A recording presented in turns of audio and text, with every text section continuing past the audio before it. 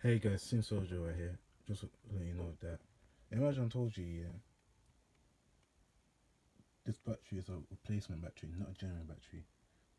So, all so so over a week, yeah, I should figure how come it only charges for an hour, yeah, or less.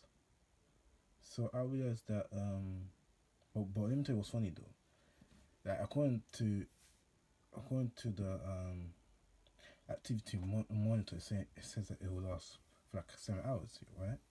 Yeah, but somehow it only lasts for 1 hour.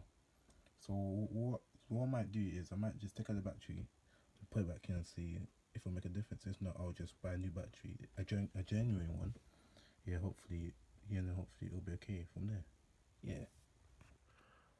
Hey guys, since Roger here, just to let you know that I just done a Apple hardware test on my MacBook Pro. Yeah, so somehow it turns out to be the battery. So so today my batteries will be coming in. Yeah, the genuine one. So it turns out to be yes. So the battery I looked at, yeah, and my MacBook Pro was a replacement battery. It wasn't a genuine one. So hopefully, when I put in the genuine battery, it'll be better than ever. So I found out that the replacement battery can only last up to 500 cycles.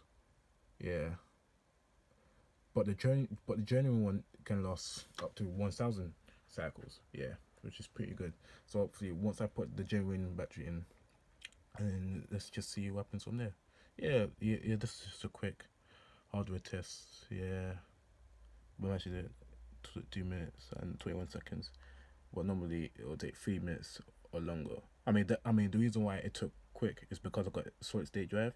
Yeah, so yes, so for others who got hard drive, yeah, it will take longer. Yeah, but it's a bit look. Alright, guys, I'm just gonna be right back, and then I'll let you guys know. I'll let you guys know in the future.